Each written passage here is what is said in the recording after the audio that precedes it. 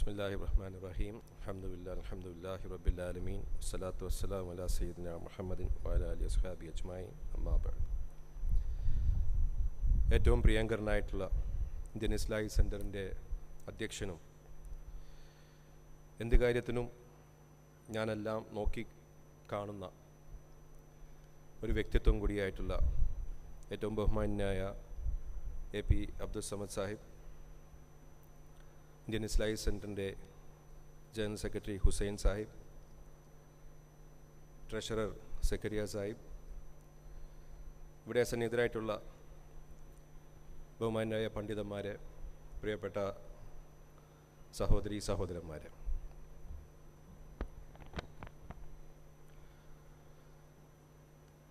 എൻ്റെ പൊതുപ്രവർത്തന ജീവിതത്തിൽ ഞാൻ പങ്കെടുക്കുന്ന ഏറ്റവും പ്രധാനപ്പെട്ട പരിപാടികളിൽ ഒരു പരിപാടിയായിട്ടാണ് ഞാനിതിനെ കാണുന്നത്. കാരണം അത്രയേറെ പ്രസക്തിയുള്ള കുറച്ച് വിഷയങ്ങളാണ് ഇവിടെ പ്രതിപാദിക്കാൻ പോകുന്നത്. ഈ പരിപാടിയിൽ സമദക്ക എന്നെ ക്ഷണിക്കുമ്പോൾ എൻ്റെ മനസ്സിലുണ്ടായിരുന്ന ഒരു കാര്യം, പരിപാടി വളരെ നല്ല പരിപാടി, പക്ഷേ ഇതിനകത്ത് ഉദ്ഘാടനം ചെയ്യാനുള്ള എന്ത് യോഗ്യതയാണ് എനിക്കുള്ളത് എന്ന് ഞാൻ കുറേ വട്ടം ആലോചിച്ചിട്ടും എനിക്ക് മനസ്സിലായില്ല. പിന്നെ ഞാൻ സ്വയം സമാധാനം കൊണ്ടത്, ഒരു പക്ഷേ സമദക്ക വിചാരിച്ചിട്ടുണ്ടാകും ഞാനും കൂടി ഇവിടെ വന്ന് ഈ ക്ലാസ് കേട്ട് കഴിഞ്ഞ് കഴിഞ്ഞാൽ കുറച്ചെങ്കിലും ഇമ്പ്രൂവ്മെൻറ്റ് എനിക്കും വരും എന്ന് സമദക്ക വിചാരിച്ചിട്ടുണ്ടാകും എന്നാണ് ഞാൻ കരുതുന്നത്. അല്ലാതെ ഒരു പാണ്ഡിത്യമാണ് അളവുകോൽ എന്ന് നോക്കിക്കഴിഞ്ഞു കഴിഞ്ഞാൽ ഞാൻ ഒരു കാരണവശാലും ഇവിടെ എത്തേണ്ട ഒരാളല്ല. പിന്നെ തിരക്ക് എന്നൊക്കെ പറയുന്നത് ഓരോരുത്തരുടെയും ഒരു കൺസെപ്ഷനാണ് തിരക്കെന്ന് പറയുന്നത്. തിരക്കായിട്ട് എല്ലാവർക്കും അഭിനയിക്കാം, എനിക്ക് വലിയ തിരക്കാണെന്ന് പറയാം. എനിക്കൊരു തിരക്കുമില്ല, ഇന്ന് വളരെ ഫ്രീ ആണ്. ഞാൻ പിന്നെ ഇന്നലെ രാത്രി ഇവിടെ വന്ന് നിൽക്കേണ്ട ആവശ്യമില്ല, ഇന്ന് ഉച്ചയ്ക്ക് വന്നാൽ മതി. ഈ പരിപാടി വളരെ ഒരു ബുദ്ധിമുട്ടില്ലാത്ത രീതിയിൽ നമുക്ക് പങ്കെടുത്ത് എല്ലാവരെയും കണ്ട് രാത്രി 10 മണി വരെ എനിക്കിവിടെ നിൽക്കാവുന്ന രീതിയിലാണ് നമ്മുടെ പരിപാടിയെല്ലാം പ്ലാൻ ചെയ്ത്. നാളത്തേക്ക് ഞാൻ നിൽക്കുകയാണെങ്കിൽ അത് സമദക്കാർക്ക് പിന്നെ ഒരു ബർഡനായിരിക്കും. പരിപാടി കഴിഞ്ഞാൽ അപ്പം തന്നെ തിരിച്ചു പോവുക എന്നുള്ളതാണല്ലോ. അപ്പം അതുകൊണ്ട് തിരക്ക് ഒന്നുമില്ല. പക്ഷേ ഈ പരിപാടിയുടെ പ്രാധാന്യം എന്ന് പറയുന്നത് ഇന്നത്തെ ഒരു കാലഘട്ടത്തിൽ വലിയ രീതിയിൽ ചർച്ച ഉളവാക്കേണ്ട ഒരുപാട് വിഷയങ്ങളാണ് ഇവിടെ അടുത്ത 6 മാസം കൊണ്ട് നമ്മൾ ചർച്ച ചെയ്ത് ഏതെങ്കിലും തരത്തിൽ നമ്മുടെ സമൂഹത്തെ അനുകൂലമായിട്ട് അതിനുള്ളൊരു ഇഫക്റ്റ് ഉണ്ടാക്കാവുന്ന രീതിയിലേക്ക് നമുക്ക് കൊണ്ടുവരാൻ ശ്രമിക്കേണ്ടത്. അപ്പോൾ ഒരുപാട് കാര്യങ്ങൾ, ഞാനിപ്പോൾ ഫ്ലൈറ്റിൽ വന്നപ്പോൾ സമയം ഉണ്ടായത് കാരണം എന്താണ് ഈ വിഷയം, ആ വിഷയം എങ്ങനെയായിരിക്കണം നമുക്ക് കൈകാര്യം ചെയ്യേണ്ടത് എന്നൊക്കെ എല്ലാം കുറച്ച് നേരത്തേക്ക് ഞാൻ നോക്കി. അപ്പോൾ കഴിഞ്ഞ UDF സർക്കാരിൻ്റെ സമയത്ത് എൻ്റെ പിതാവിനൊരു അസൈൻമെൻ്റ് ഉണ്ടായിരുന്നു. അതൊരു special officer four senior citizens management എന്ന് പറഞ്ഞിട്ട്, അതായത് മുതിർന്ന പൗരന്മാർക്കുള്ള ഒരുപാട് ബുദ്ധിമുട്ടുകളുണ്ട്. ആ മുതിർന്ന പൗരന്മാരുടെ ബുദ്ധിമുട്ടുകൾ എങ്ങനെ മാനേജ് ചെയ്യാൻ പറ്റുമെന്ന് സർക്കാരിന് ഒരു പഠന റിപ്പോർട്ട് കൊടുക്കുക എന്നുള്ളത്. അദ്ദേഹം 14 ജില്ലകളിലും യാത്ര ചെയ്ത് അങ്ങനെ വലിയൊരു റിപ്പോർട്ട് ഉണ്ടാക്കി അത് സർക്കാരിന് കൊടുത്തു. എനിക്ക് ആ സമയത്ത് ഓർമ്മയുണ്ടായിരുന്നു, അതിനുശേഷം ഓർമ്മയിൽ നിന്നൊക്കെ മാഞ്ഞുപോയി. 2 മാസം മുമ്പ് മലപ്പുറം ജില്ലയിൽ പുൽപ്പറ്റ പഞ്ചായത്തുണ്ട്. പുൽപ്പറ്റ പഞ്ചായത്തിലൊരു പരിപാടിക്ക് എന്നെ വിളിച്ചു. ഒരു വയോജനോത്സവവും അതിനോടനുബന്ധിച്ചിട്ടുള്ളൊരു പരിപാടിയാണ്. അവിടെ മഹാത്മാഗാന്ധി യൂണിവേഴ്സിറ്റി ഒരു പ്രത്യേക ഡിഗ്രി വയോജനങ്ങൾക്ക് വേണ്ടിയിട്ട് പ്രത്യേക ക്ലാസ് എടുത്തിട്ട് ഡിഗ്രി കൊടുക്കുന്ന ഒരു പരിപാടിയാണത്. U3G എന്ന് പറയും. MGU 3G എന്നാണ് ആ ഡിഗ്രിയുടെ പേര്. അത് 3rd ഏജ് ഡിഗ്രി എന്നാണ്. 3rd ഏജ് എന്ന് പറഞ്ഞു കഴിഞ്ഞാൽ 60ാമത്തെ വയസ്സ് കഴിഞ്ഞ് കഴിഞ്ഞാൽ പിന്നെ പഠിക്കുമ്പോഴാണ് 3rd ഏജ് എന്ന് അവർ പറയുന്നത്. ഇത് പാശ്ചാത്യ ലോകത്തൊക്കെ വലിയ രീതിയിൽ പ്രചാരണത്തിലുണ്ട് എന്ന് പറയുന്നുണ്ട്. പക്ഷേ ഇന്ത്യയിൽ ആകെ മഹാത്മാഗാന്ധി യൂണിവേഴ്സിറ്റി മാത്രമേ അത് കൊടുക്കുന്നുള്ളൂ. മഹാത്മാഗാന്ധി യൂണിവേഴ്സിറ്റിയുടെ ഒരു സംരംഭമായിട്ട് പുൽപ്പറ്റ പഞ്ചായത്തുമായിട്ട് കൈകോർത്ത് ചേർന്നിട്ടുള്ള ഒരു പരിപാടിയായിരുന്നു. അപ്പോൾ വയോജനങ്ങളുടെ ഒരു പരിപാടിക്കായിട്ട് പോയ സമയത്ത് ഞാൻ പെട്ടെന്ന് എൻ്റെ പിതാവിൻ്റെ റിപ്പോർട്ടിനെ കുറിച്ച് ഓർത്ത് അദ്ദേഹത്തിൻ്റെ അടുത്ത് ചോദിച്ചു. അതിൻ്റെ കൺക്ലൂഷൻസ് കുറച്ച് വേണമെന്ന് പറഞ്ഞു. അദ്ദേഹം എനിക്ക് ഫോട്ടോ എടുത്തിട്ട് അയച്ചു തന്നു. അപ്പം ഞാൻ ഈ പരിപാടിക്ക് പോയപ്പോൾ ഒരു ചെറിയ ഗ്രാമമാണെങ്കിൽ പോലും ആ ഒരു ഹാളിൽ ഏകദേശം 1300ഓളം വരുന്ന അവിടുത്തെ വയോജനങ്ങൾ വളരെ സന്തോഷത്തോടു കൂടിയിട്ട് പങ്കെടുക്കുകയാണ്. അവരുടെ മുഖത്ത് നമുക്ക് സന്തോഷം കാണാം. അപ്പോൾ അവരെന്താ ചെയ്യുന്നതെന്ന് ചോദിച്ചപ്പോൾ മക്കളോ ആരെങ്കിലോ വീട്ടിലുണ്ടെങ്കിൽ അല്ലെങ്കിൽ പേരക്കുട്ടികൾ വീട്ടിലുണ്ടെങ്കിൽ അവരെ സ്കൂളിലേക്ക് അയച്ചതിന് ശേഷം ഇവർ പിന്നെ നേരെ പഠന ക്ലാസ്സുകളിലേക്ക് പോവുകയാണ്. ഈ മഹാത്മാഗാന്ധി യൂണിവേഴ്സിറ്റി വെച്ചിരിക്കുന്ന പഠന ക്ലാസ്സുകളിലേക്ക് പോവുകയാണ്. ആ പഠന ക്ലാസ് തീർന്ന് തിരിച്ചു വരുമ്പോഴേക്കും വൈകുന്നേരമാവും. അപ്പോൾ അവരും ഒരു ക്ലാസ്സിൽ പോകുന്ന ഒരു പ്രതീതി. അങ്ങനെ വന്നപ്പോൾ ഏകദേശം 1 മാസം 2 മാസം 3 മാസം എല്ലാം കഴിഞ്ഞപ്പോഴേക്കും ആ ഗ്രാമത്തിൻ്റെ മുഖച്ഛായ തന്നെ മാറ്റുന്ന രീതിയിലേക്ക് ഇവരുടെ ആക്ടിവിറ്റീസ് കൊണ്ട് നിറഞ്ഞു നിൽക്കുന്നു. അപ്പം നമ്മൾ ഏകദേശം ഒരു കാര്യവുമില്ല എന്ന് പറഞ്ഞ് മാറ്റി നിർത്തിയ ഒരു വിഭാഗം, ഒരു ജനവിഭാഗം, അതായത് കുറച്ച് കഴിഞ്ഞ് കഴിഞ്ഞാൽ പിന്നെ ഇവരെ കൊണ്ട് ഒരു ഉപകാരം ഉണ്ടാവുകയില്ല എന്നുള്ള മനുഷ്യൻ്റെ ആ ഒരു ചിന്ത, അതുകൊണ്ട് മാറ്റി നിർത്തിയിരിക്കുന്ന ആ ഒരു വിഭാഗം, ആ ഒരു വിഭാഗത്തിന് തിരിച്ച് ഒരു ജീവൻ നൽകുന്ന രീതിയിലേക്കുള്ള ഒരു പ്രവർത്തനമായിട്ട് എനിക്ക് തോന്നി. അപ്പോൾ ആ പരിപാടിയിലേക്ക് പോകാൻ വേണ്ടിയിട്ട് അന്ന് ആ കമ്മീഷന് വേണ്ടിയിട്ട് എന്തെല്ലാം ശുപാർശകളാണ് ചെയ്തതെന്ന് നോക്കിയപ്പോൾ അദ്ദേഹം ഓരോ ജില്ലകളിലും പോയി കഴിഞ്ഞ് തിരിച്ചു വന്നിട്ട് ശുപാർശ കൊടുക്കുന്നത് ഇങ്ങനെയാണ്. എല്ലാ ജില്ലകളിലും ഈ വയോജനങ്ങളുടെ സ്ഥിതിവിശേഷം എന്ന് പറയുന്നത് ഒന്ന് തന്നെയാണ്. അത് സാമ്പത്തികമായിട്ട് മുന്നോക്കം നിൽക്കുന്ന ആളുകളാണെങ്കിലും പിന്നോക്കം നിൽക്കുന്ന ആളുകളാണെങ്കിലും. സാമ്പത്തികമായിട്ട് മുന്നോക്കം നിൽക്കുന്ന ആളുകളാണെങ്കിൽ കുറച്ച് ആഡംബര വീടുണ്ടാവും, പക്ഷേ ഭർത്താവും ഭാര്യയും ഒറ്റക്കായിരിക്കും. ഭർത്താവ് മരിച്ച ഭാര്യയാണെങ്കിൽ ഭാര്യ ഒറ്റക്കായിരിക്കും. സാമ്പത്തികമായിട്ട് പിന്നോക്കം നിൽക്കുന്നതാണെങ്കിൽ ചെറിയ വീടായിരിക്കും, പക്ഷേ സ്ഥിതിവിശേഷം ഇത് തന്നെ. അപ്പം അവരുടെ മനോനില എല്ലാം പരിശോധിച്ച് കഴിയുമ്പോൾ തീർച്ചയായിട്ടും ഏകാന്തത അനുഭവപ്പെട്ട് നിൽക്കുന്ന ഒരു പ്രത്യേക തരത്തിലുള്ള ഒരു സ്ഥിതിവിശേഷം. നമുക്കറിയാം, മക്കളുടെ സാമീപ്യം എന്ന് പറയുന്നത് അവരെ ഏറ്റവും കൂടുതൽ ആഗ്രഹിക്കുന്നത് ആ സമയത്തായിരിക്കും, വാർദ്ധക്യത്തിലായിരിക്കും ഏറ്റവും കൂടുതൽ സാമീപ്യം ആഗ്രഹിക്കുന്നത്. പക്ഷേ മക്കളായിട്ട് നമുക്കൊന്നും കൊടുക്കാൻ പറ്റാത്ത ഒരു കാര്യവും അതാണ്. കാരണം പല പല ബുദ്ധിമുട്ടുകളുണ്ട്, ആരും അറിഞ്ഞുകൊണ്ട് ചെയ്യുന്ന ഒന്നുമല്ല. പക്ഷേ ഈ ഒരു സമയത്തെ എന്താ പറയുന്ന ഒരു കമ്പൽഷൻ എന്ന് പറയുന്നത്, ജോലിയുമായിട്ട് വേറെ വല്ല സ്ഥലത്തുമായിരിക്കും മക്കളെല്ലാവരും. മാതാപിതാക്കളുടെ സ്ഥിതി എന്ന് പറയുന്നത് ഇതുപോലെ ഒറ്റക്ക് അവിടെ താമസിക്കാനുള്ള ഒരു സ്ഥിതിവിശേഷത്തിലേക്ക് മാറുകയായിരിക്കും. അപ്പം അങ്ങനെ അദ്ദേഹം പല സ്ഥലത്തും ഇങ്ങനെ ടൂർ ചെയ്തപ്പോൾ കോയമ്പത്തൂർ പോയി. കോയമ്പത്തൂര് നമ്മൾ കുറേ ഓൾഡ് ഏജ് ഹോം എന്ന് പറഞ്ഞ് നമ്മൾ കാണാം. പക്ഷെ കോയമ്പത്തൂർ പ്രത്യേക ഒരു മോഡലുണ്ടായി, നാനാ നാനി എന്നാണ് പറയുന്നത്. ചിലർക്കെങ്കിലും ചിലപ്പോൾ അറിയാമായിരിക്കും. ഈ നാനാ നാനി എന്ന് പറഞ്ഞ കൺസെപ്റ്റ് എന്ന് പറഞ്ഞു കഴിഞ്ഞാൽ ഒരു വലിയ ഭൂമി, ആ ഭൂമിയിൽ ഒരു കമ്മ്യൂണിറ്റി വില്ലേജാണ്. അതിപ്പോൾ വിദേശത്ത് ജോലി ചെയ്യുന്ന മക്കളുണ്ടെങ്കിൽ അവിടെ ഇൻവെസ്റ്റ് ചെയ്ത് ചിലപ്പോൾ അവിടെ ഒരു യൂണിറ്റ് മേടിക്കും. ആ യൂണിറ്റ് മേടിച്ച് അവിടെ ചിലപ്പോൾ അവരുടെ മാതാപിതാക്കളെ കൊണ്ടുവന്നാക്കും. അതേപോലത്തെ ഒരുപാട് മാതാപിതാക്കളുള്ള ഒരു വലിയൊരു യൂണിറ്റാണ് ഈ നാനാ നാനി. പക്ഷെ അവിടെ ഹൈന്ദവ സഹോദരന്മാർക്ക് മാത്രമേ പ്രവേശനമുള്ളൂ. കാരണം അവരുടേതായിട്ട് രീതി അവിടെ അമ്പലങ്ങളുണ്ട്, പൂജകളുണ്ട്, എല്ലാ സംഗതികളും ഉണ്ട് അവിടെ.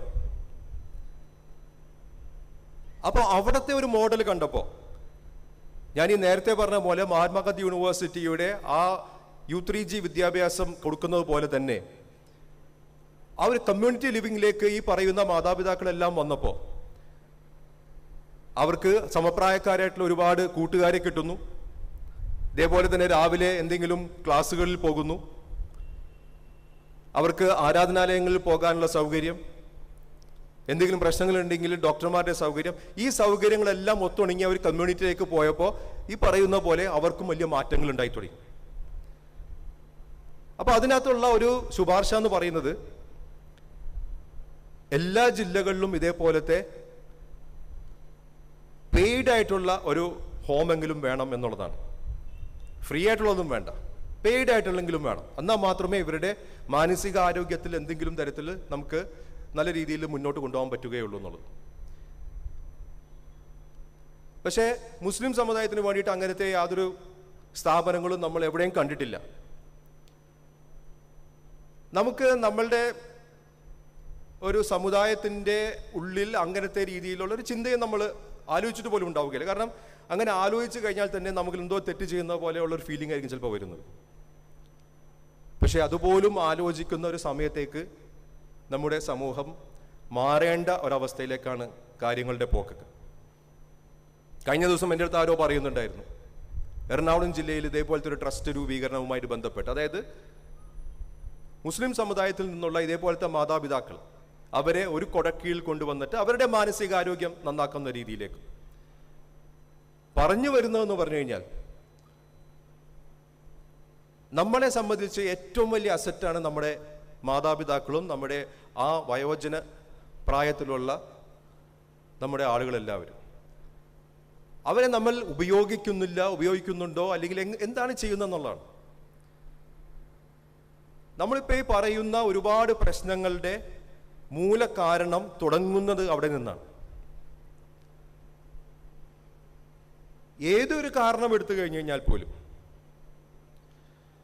നമ്മളിപ്പോ വിവാഹവുമായിട്ട് ബന്ധപ്പെട്ട് വിവാഹമോചനങ്ങൾ എന്തുകൊണ്ട് കൂടുന്നു എന്നുള്ളതെല്ലാം നമ്മൾ ഇതിനകത്ത് ചർച്ചാ വിഷയമാക്കുന്നുണ്ട്.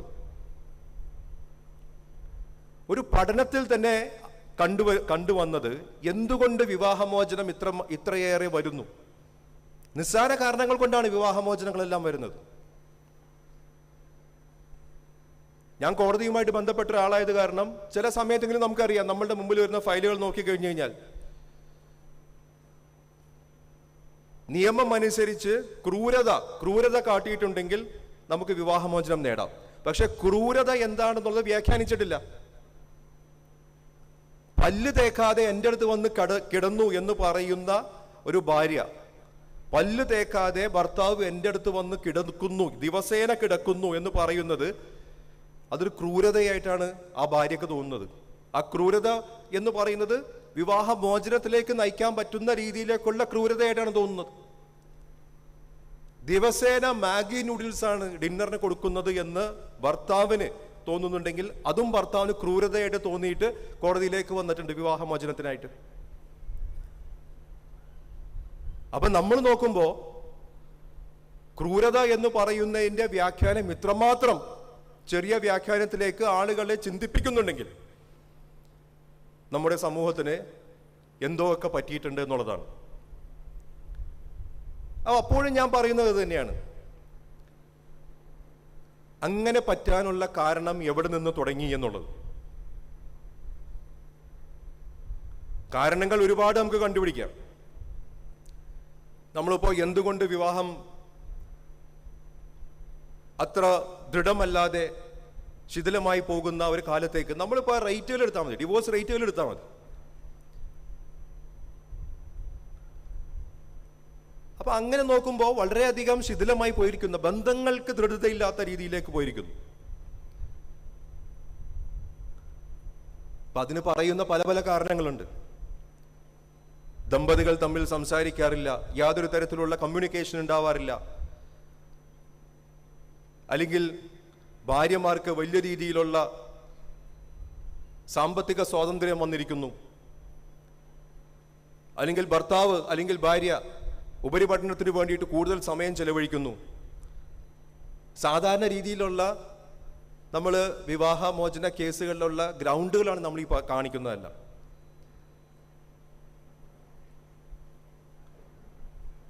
നമുക്കറിയാം, നമ്മുടെ മതത്തിൽ പോലും അള്ളാഹു അനുവദിച്ചിട്ടാണെങ്കിൽ പോലും ഏറ്റവും വിഷമത്തോടു കൂടി അനുവദിച്ചിട്ടുള്ള ഒരു കാര്യമാണ് വിവാഹമോചനം എന്ന് പറയുന്നത്. അപ്പൊ ഇത്രമാത്രം ലാഘവത്തോട് കൂടിയിട്ട് എന്തുകൊണ്ട് നമ്മുടെ സമൂഹം അതിനെ കാണുന്നു എന്നുള്ളതാണ്. അതിന് ഏറ്റവും വലിയ കാരണമായിട്ട് എനിക്ക് തോന്നുന്നത് നമ്മളുടെ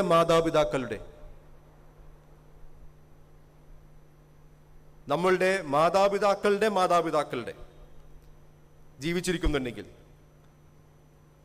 അവരെയെല്ലാം നാം തഴഞ്ഞ് നമുക്ക് ഒരു സ്വയം പര്യാപ്തത കിട്ടിയതുപോലെ എല്ലാം നമുക്കായി എന്നുള്ള രീതിയിലേക്കുള്ള നമ്മുടെ സമൂഹത്തിന്റെ മുന്നോട്ട് പോക്ക് തന്നെയാണ്. എന്തുകൊണ്ട് അവരുടെ ഉപദേശം തേടുന്നില്ല? എന്തുകൊണ്ട് അവരായിട്ട് നമ്മൾ സംസാരിക്കുന്നില്ല? അവര് നാട്ടിലെവിടെയെങ്കിലും വലിയ വീടുണ്ടാക്കി നമ്മൾ അവിടെ സുരക്ഷിതമായിട്ട് പാർപ്പിച്ചിരിക്കുകയാണ്. ബാക്കി നമ്മൾ എവിടെയാണെങ്കിലും, കേരളത്തിന് വെളിയിൽ എവിടെയാണെങ്കിലും, നമ്മൾ നമ്മുടേതായിട്ടുള്ള ജോലിയുമായിട്ടുള്ള പരക്കം പാച്ചിലാണ്. ആ പരക്കം പാച്ചിൽ നമ്മൾ വിട്ടുപോകുന്ന ഏറ്റവും വലിയ ഒരു ബ്ലാങ്ക് എന്ന് പറയുന്നത് നമ്മളുടെ വയോജനങ്ങളായിട്ടുള്ള നമ്മളുടെ മാതാപിതാക്കളും മാതാപിതാക്കളുടെ മാതാപിതാക്കളുമൊക്കെ. അവരെ ഇതിനകത്തേക്ക് ചേർത്ത് പിടിച്ചു കഴിഞ്ഞു കഴിഞ്ഞാൽ അവരെന്ന് പറയുന്നത് ഒരു എക്സ്പീരിയൻസിന്റെ കലവറയാണ്. നമ്മളിപ്പോൾ എന്തെല്ലാം ആയാലും, നമ്മളിപ്പോൾ എത്രമാത്രം പഠിച്ച് എത്രമാത്രം ഉയർന്ന രീതിയിലേക്ക് റിസർച്ച് ചെയ്ത് വലിയ വലിയ സ്ഥാപനങ്ങൾ ജോലി ചെയ്യുന്നുണ്ടെങ്കിലും ജീവിതത്തിന്റെ ഒരു എക്സ്പീരിയൻസ് ഉണ്ട്.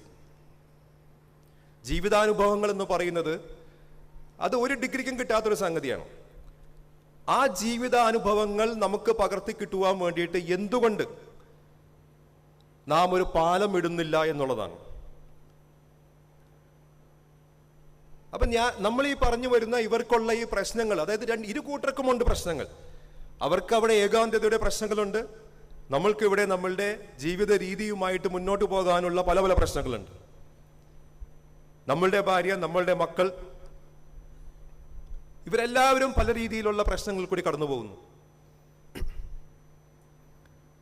ഇന്നത്തെ ഒരു സമൂഹം ആ രീതിയിലാണ് മുന്നോട്ട് പോയിക്കൊണ്ടിരിക്കുന്നത്. കുട്ടികളെ നമുക്ക് നിയന്ത്രിക്കാൻ വേണ്ടിയിട്ടുള്ള ബുദ്ധിമുട്ടുകൾ വേറെ. കുട്ടികൾ ജനിച്ച് വീണ് കരച്ചിൽ തുടങ്ങുമ്പോഴേക്കും കരച്ചിൽ മാറ്റാൻ വേണ്ടിയിട്ട് മൊബൈൽ ഫോൺ എടുത്ത് അവരുടെ മുമ്പിലേക്ക് കൊടുത്തുകൊണ്ടിരിക്കുന്ന ഒരു കാലഘട്ടമാണിത്. നാം എല്ലാ ദിവസവും കണ്ടുകൊണ്ടിരിക്കുന്നതാണ്. ആ മൊബൈൽ ഫോണിൽ കൂടെ അതിന്റെ അടിമയായി മാറുകയാണ് കുട്ടികൾ. പിന്നെ കുട്ടികളെ പറഞ്ഞിട്ട് കാര്യമില്ല. ആ സമയം നമ്മുടെ മാതാപിതാക്കളുണ്ടെങ്കിൽ പൊന്നുപോലെ നോക്കും ആ കുട്ടികളെ. ഒരു മൊബൈൽ ഫോണിന്റെ ആവശ്യം പോലുമില്ല. കുട്ടികൾ പിന്നെ എങ്ങനെയാണ് അതിനകത്തേക്കുള്ള അഡിക്റ്റഡ് ആവുക എന്നുള്ളതാണ്. അത് പിന്നെ സ്വാഭാവികമായിട്ടുള്ള പ്രക്രിയ മാത്രമാണത്. പല രീതിയിലും, കാരണം നമ്മളിപ്പോ സമൂഹ മാധ്യമങ്ങൾ, സോഷ്യൽ മീഡിയ എന്നൊക്കെ പറയുമ്പോൾ നല്ലതുണ്ട് ചീത്തതുണ്ട്. പക്ഷേ നല്ലതിനേക്കാളും കൂടുതൽ ചീത്തയാണ്. ചീത്ത എന്ന് പറയുന്ന വശമാണ് നമ്മളെല്ലാവരെയും ആവലാതിപ്പെടുത്തുന്നത്. നല്ലതാണെങ്കിൽ നമുക്ക് കുഴപ്പമില്ല, നല്ല വശമാണ് നമ്മളുടെ കുട്ടികൾ എടുക്കുന്നതെങ്കിൽ നമുക്ക് ആർക്കൊരു ബുദ്ധിമുട്ടുമില്ല. പക്ഷെ അതിൻ്റെ ചീത്ത വശം കൊണ്ടാണ് നമ്മുടെ കുട്ടികൾ വലിയ രീതിയിൽ സ്വാധീനിക്കപ്പെടുന്നു എന്നുണ്ടെങ്കിൽ പിന്നെ അതിൽ നിന്ന് മുക്തി നേടാനുള്ള ഒരുപാട് പ്രശ്നങ്ങളാണ് നമ്മളെ കാത്തിരിക്കുന്നത്. ഇപ്പൊ സോഷ്യൽ മീഡിയനെ കുറിച്ച് പറയുമ്പോൾ ഇപ്പൊ പാർലമെന്റിൽ ഒരുപാട് സ്റ്റാൻഡിംഗ് കമ്മിറ്റികളുണ്ട്. ഞാൻ അതിനകത്ത് ആഭ്യന്തര വകുപ്പിന്റെ സ്റ്റാൻഡിംഗ് കമ്മിറ്റിയിലാണുള്ളത്. അപ്പൊ ആഭ്യന്തര വകുപ്പിന്റെ സ്റ്റാൻഡിംഗ് കമ്മിറ്റിയിൽ ചർച്ചയ്ക്ക് വന്നപ്പോൾ ഡിജിറ്റൽ അറസ്റ്റിനെ കുറിച്ചുള്ള ചർച്ച വന്നു. നമ്മൾ നാട്ടിലെല്ലാം പരക്കെ കാണുന്ന ഒരു സമ്പ്രദായമാണ് ഡിജിറ്റൽ അറസ്റ്റ് എന്ന് പറഞ്ഞു കഴിഞ്ഞാൽ, നമ്മുടെ ഫോണിലേക്ക് ഒരു ഫോൺ വരും.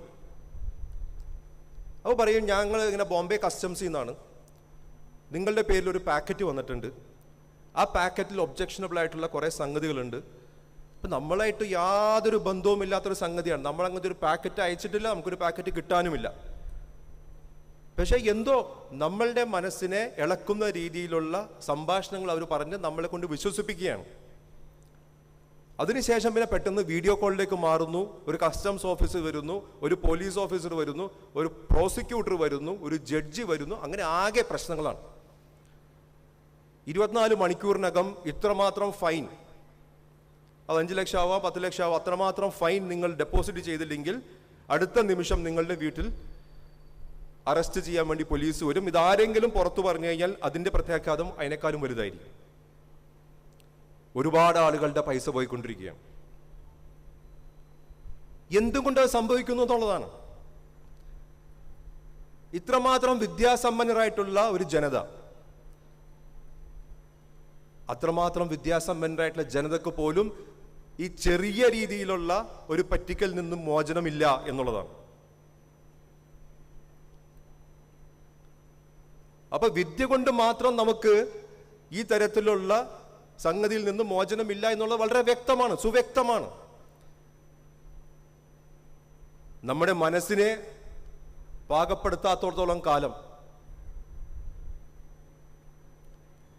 നമ്മുടെ വിശ്വാസത്തെ ആ രീതിയിലേക്ക് നമ്മൾ ഉയർത്താത്തോളം കാലം ഇങ്ങനത്തെ പറ്റിക്കപ്പെടലിൽ നിന്ന് നമുക്ക് മോചനമില്ല എന്നുള്ളത് വളരെ വ്യക്തമാണ്.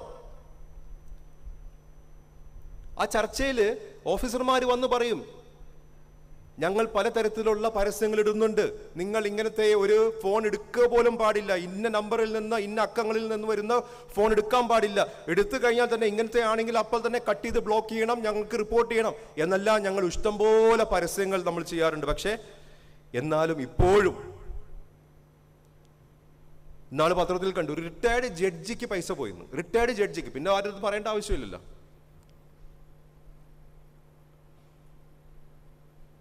അപ്പൊ മനുഷ്യന്റെ മനസ്സാണത്, മനുഷ്യന്റെ മനസ്സ് അസ്വസ്ഥമാണ് എന്നുള്ളതാണ് അതെല്ലാം ചൂണ്ടിക്കാണിക്കുന്നത്. നമുക്ക് നമ്മുടെ മതം പറഞ്ഞു തന്നിട്ടുണ്ട് എങ്ങനെയാണ് നാം മുന്നോട്ട് പോകേണ്ടതെന്നുള്ളത്. ഇന്ത്യ എന്ന് പറയുന്ന മഹത്തായിട്ടുള്ള രാജ്യത്തിൽ വസിക്കുന്ന അല്ലെങ്കിൽ അതിന്റെ സന്തതികളായിട്ടുള്ള നാം ഓരോരുത്തരും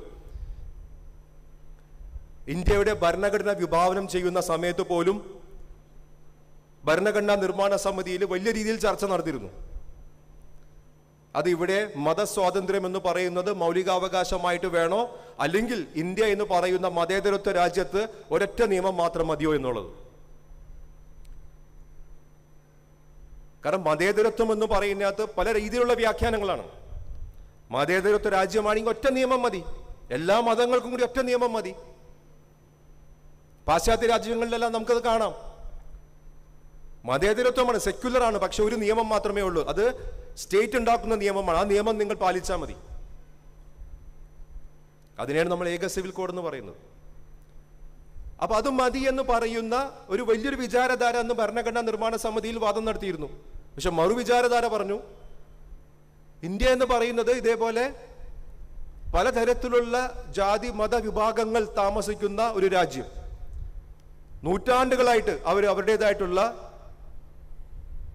മതം പാലിച്ചു കൊണ്ടിരിക്കുന്ന ഒരു രാജ്യം. ഒരു സുപ്രഭാതത്തിൽ നിങ്ങൾ വന്ന് പറയുകയാണ്, ഇനി സ്റ്റേറ്റ് ഉണ്ടാക്കുന്ന നിയമങ്ങൾ മാത്രമേ ഇവിടെ പാലിക്കുകയുള്ളൂ, അല്ലെങ്കിൽ അത് മാത്രം പാലിക്കപ്പെട്ടാൽ മതി എന്ന് പറഞ്ഞു കഴിഞ്ഞാൽ അത് ഈ ഇന്ത്യ എന്ന് പറയുന്ന മതേതര രാജ്യം ചേർന്നതല്ല എന്നുള്ളതായിരുന്നു അവരുടെ വാദം. കാരണം ഇന്ത്യ എന്ന് പറയുന്നത് ബഹുസ്വരതയുടെ നാടാണ്, വൈവിധ്യങ്ങളാണ് ഇന്ത്യയുടെ ആശയം എന്ന് പറയുന്നത്. ഇന്ത്യ പോലത്തെ ഒരു രാജ്യം വേറെ എവിടെയും ഉണ്ടാവുകയില്ല. അതിൻ്റെ വൈവിധ്യങ്ങൾ വെച്ച് നോക്കിക്കഴിഞ്ഞാൽ ഇത്രമാത്രം ജാതി മതങ്ങളുള്ള വേറെ ഏതെങ്കിലും രാജ്യമുണ്ടാകുമോ? ഇത്രമാത്രം ഭാഷകൾ സംസാരിക്കുന്ന വേറെ ഏതെങ്കിലും രാജ്യമുണ്ടാകുമോ? ഇത്രമാത്രം സംസ്കാരങ്ങളുള്ള വേറെ ഏതെങ്കിലും രാജ്യം ഉണ്ടാകുമോ? ഇത്രമാത്രം ഭക്ഷണ രീതികൾ ഉള്ള ഏതെങ്കിലും രാജ്യം ഉണ്ടാകുമോ? അങ്ങനെ എന്ത് വെച്ച് നോക്കിക്കഴിഞ്ഞാലും ഇന്ത്യയുടെ പ്രത്യേകത എന്ന് പറയുന്നത് ഇന്ത്യയുടെ വൈവിധ്യം തന്നെയാണ്. അപ്പൊ ആ വൈവിധ്യം നിലനിർത്താൻ വേണ്ടിയിട്ട് നമ്മളുടെ ഭരണഘടനാ നിർമ്മാണ നേതാക്കന്മാർ അന്ന് നമുക്ക് നേടിത്തന്നാണ് ഈ മതസ്വാതന്ത്ര്യം എന്ന് പറയുന്നത്. നമ്മുടേതായിട്ടുള്ള മതം ആയിട്ട് മുന്നോട്ട് പോകുവാനും നമ്മുടെ മതത്തിന്റെ ഓരോ വസ്തുക്കളും നമുക്ക് തന്നെ കൈകാര്യം ചെയ്യാനുള്ള അവകാശം തന്നിരിക്കുന്നത്. വലിയ രീതിയിലുള്ള അവകാശങ്ങളാണത്. അപ്പൊ അങ്ങനത്തെ അവകാശം എന്തിനു നമുക്ക് തന്നു എന്നുള്ളതാണ്. നമ്മുടെ മതത്തിന്റെ പ്രധാനപ്പെട്ട ഘടകങ്ങളെല്ലാം നമ്മുടെ ജീവിതത്തിലേക്ക് ലയിച്ച് ചേർപ്പിക്കാനുള്ള ഒരവസരമാണ്. നമുക്ക് മൗലികാവകാശമായിട്ട് നൽകിയിരിക്കുന്ന ഒരു അവസരമാണത്. അന്നിപ്പോ ഈ രീതിയിലുള്ള ഒരു വ്യാഖ്യാനമാണ് ഭരണഘടനാ നിർമ്മാണ സമിതി എടുത്തിരുന്നെങ്കിൽ നമ്മുടെ നാട്ടിൽ വലിയ രീതിയിൽ പ്രശ്നങ്ങൾ ഉണ്ടായിക്കഴിഞ്ഞാൽ, നമുക്ക് ഇന്നിപ്പോ നമ്മൾ നടത്തുന്ന രീതിയിലുള്ള ഒരു പരിപാടിയും അവിടെ നടത്താൻ പറ്റാത്ത രീതിയിലേക്ക് വന്നേനെ. പക്ഷേ അതെല്ലാം മുന്നിൽ കണ്ടുകൊണ്ട് ഇന്ത്യ എന്നൊരു നാട് വൈവിധ്യങ്ങളുടെ നാടാണ്, അന്ന് അംഗീകരിച്ചു കൊണ്ടുള്ള ഒരു ഭരണഘടന നമുക്ക് കിട്ടിയിരിക്കുന്ന സാഹചര്യത്തിൽ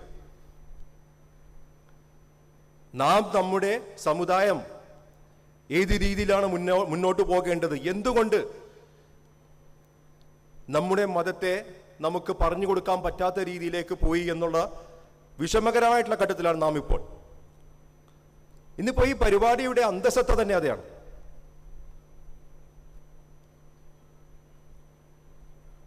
ഒരുപാട് വിഷയങ്ങളാണ് നാം ഇപ്പോൾ മുന്നിൽ കണ്ടുകൊണ്ടിരിക്കുന്നത്. ഞാനിപ്പോൾ ചെറിയ ഉദാഹരണങ്ങൾ പറഞ്ഞാണ് ഈ വിവാഹമോചനവും, അതേപോലെ തന്നെ നമ്മൾ യുവാക്കളുടെയും കുട്ടികളുടെയും ഈ സോഷ്യൽ മീഡിയ അഡിക്ഷനുമെല്ലാം, അതിനുള്ള പ്രതിവിധിയെല്ലാം നമ്മളുടെ മതം നമുക്ക് പറഞ്ഞു തന്നിരിക്കുന്നു. തഖ്വ എന്ന് പറയുന്നത്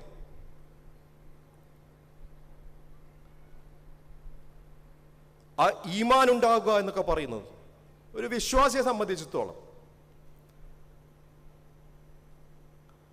നീതി, ന്യായം എന്നൊക്കെ പറയുന്നത് ഇതെല്ലാം ഇതിൻ്റെ ഘടകങ്ങളാണ്. നമ്മൾ എന്ന് അതിനെക്കുറിച്ച് മറന്നുപോയോ അല്ലെങ്കിൽ നമ്മൾ യാന്ത്രികമായിട്ട് 5 നേരം നിസ്കരിച്ച് പോവുക മാത്രം ചെയ്യുന്ന ഒരു കാലഘട്ടത്തിലേക്ക് പോയോ അന്നാണ് ഈ പ്രശ്നങ്ങളുടെയൊക്കെ തുടക്കം. നമുക്ക് വലിയ രീതിയിലുള്ള പ്രശ്നമെന്ന് പറഞ്ഞാൽ നമ്മളെല്ലാവരും നല്ല വിദ്യാഭ്യാസം നേടി നല്ല രീതിയിൽ ജോലി ചെയ്യുന്നു. പക്ഷെ ഒരു സമന്വയ വിദ്യാഭ്യാസം ഇല്ലാത്തതിൻ്റെ പ്രശ്നങ്ങൾ നാം കാണുന്നുണ്ട്. ഇപ്പൊ നാട്ടിൽ നമുക്ക് നല്ല രീതിയിലുള്ള കോളേജുകളുണ്ട്, സമന്വയ വിദ്യാഭ്യാസം കൊടുക്കുന്ന കോളേജുകളുണ്ട്. അക്ബർ സാഹിബൊക്കെ ഇവിടെ ഇരിക്കുന്നുണ്ട്. ഞാൻ അങ്ങനത്തെ പല കോളേജുകളിലും പോയി, അല്ലെങ്കിൽ പല കോളേജുകളിൽ നിന്നും ഡിഗ്രി വാങ്ങി വരുന്ന കുട്ടികളെല്ലാം ഞാൻ കാണുന്നുണ്ട്. അവരുടെ ക്വാളിറ്റിയിലുള്ള വ്യത്യാസം, അത് ഏത് രീതിയിൽ നമുക്ക് ഉപയോഗിക്കാൻ പറ്റുമെന്നുള്ളത്. ഇപ്പൊ 2 വർഷം മുമ്പ് കോടതിയിൽ ഒരു കേസ് വന്നു. കർണാടക സർക്കാർ ഹിജാബ് ധരിച്ചു പോയ കോളേജ് വിദ്യാർത്ഥികളെ വിലക്കി, ഹിജാബ് വിലക്കി. കോടതിയിൽ കേസ് വന്നപ്പോൾ അതിനകത്ത് ഏറ്റവും വലിയ ഒരു ചോദ്യം ഇതായിരുന്നു: ഹിജാബ് എന്ന് പറയുന്നത് ഇസ്ലാമിക മതത്തിന്റെ അടിസ്ഥാന തത്വങ്ങളിൽ പെട്ടതാണോ, whether it is an integral part of Islamic faith എന്ന്. അതായത് തലമറക്കല് ഇസ്ലാമിക ഫെയ്ത്തിന്റെ ഇന്റഗ്രൽ പാർട്ടാണോ എന്നുള്ളതാണ് ചോദ്യം. അങ്ങനെയാണെന്നുണ്ടെങ്കിൽ ജഡ്ജിമാർ പറഞ്ഞു നിങ്ങൾ പറയുന്നത് ശരിയാണെന്ന് പറഞ്ഞു. അതല്ലാന്നുണ്ടെങ്കിൽ സംസ്ഥാനങ്ങൾക്ക് റെഗുലേറ്റ് ചെയ്യാമെന്ന് പറഞ്ഞു. ഇതാണെന്ന് എനിക്കറിയാം, പക്ഷേ ഖുർആന്റെ ഏത് സൂറത്തിൽ ഏത് ആയത്താണെന്ന് പറഞ്ഞിരിക്കുന്നത് എനിക്കറിയില്ല. പിറ്റേ ദിവസത്തേക്ക് കേസ് വെപ്പിച്ചു. അന്ന് വൈകുന്നേരം ഞാൻ ബഹുമാനപ്പെട്ട TPയെ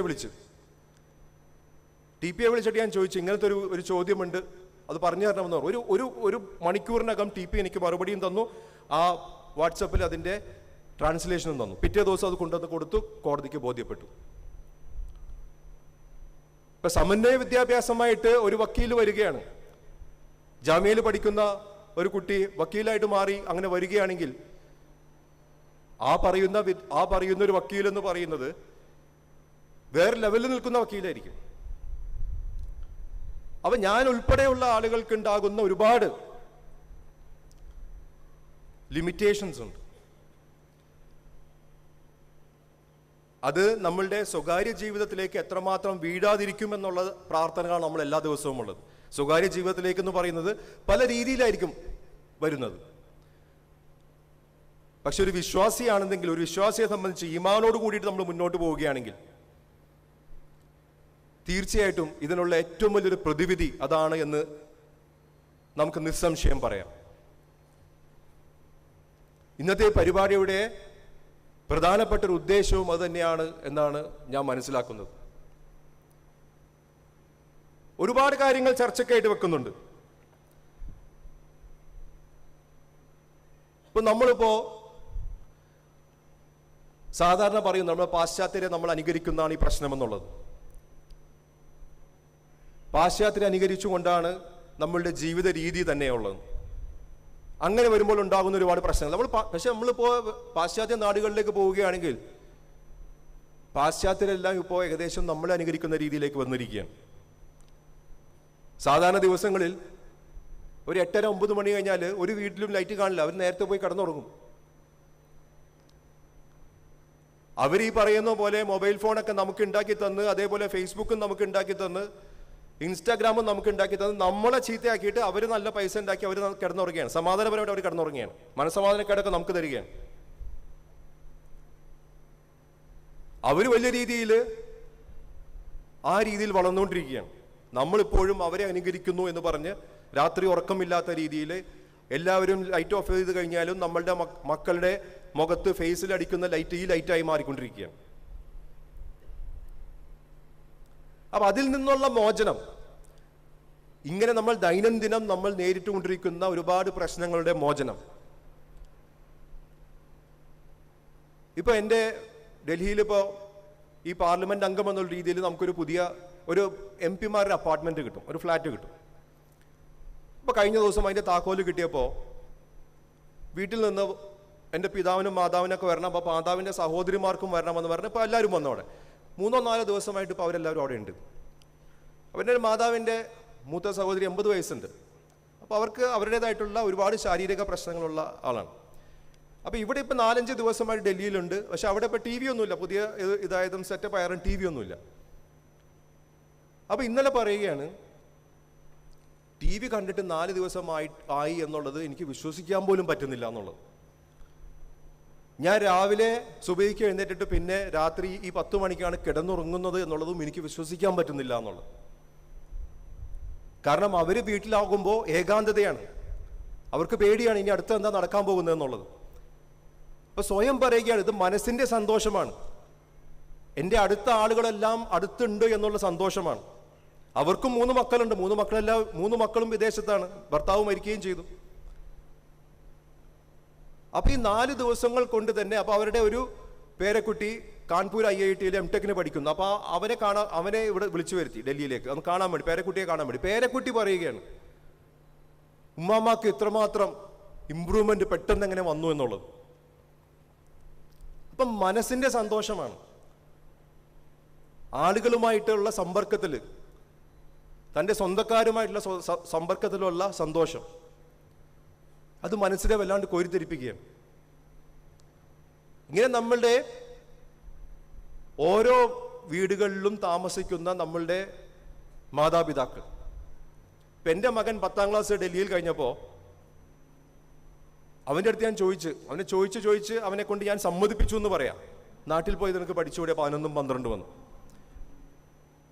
എൻ്റെ സ്വാർത്ഥത എന്ന് പറയുന്നത് എൻ്റെ മാതാപിതാക്കളോട് ഒറ്റക്കാണ്, പക്ഷെ എനിക്ക് അവിടെ പോയി നോക്കാൻ പറ്റുന്നില്ല. അവരൊറ്റക്കായത് കാരണം എൻ്റെ മനസ്സിനുള്ള വിഷം, പക്ഷെ എനിക്ക് പോയി നോക്കാത്തതിലുള്ള ഒരു ബുദ്ധിമുട്ട് എൻ്റെ മനസ്സിലുണ്ട്. അപ്പം ഞാൻ വിചാരിച്ചു എൻ്റെ മകനെങ്കിലും ഉണ്ടെങ്കിൽ ഒരാളെങ്കിലും അവരെ കൂടെ ഉണ്ടാകുമല്ലോ എന്ന് വിചാരിച്ച് അവനങ്ങോട്ട് പറഞ്ഞു വിട്ടു. അവൻ സമ്മതിച്ചു, അവൻ പോയി. 2 കൊല്ലം 11-12 അവരവിടെ ചെലവഴിച്ചു.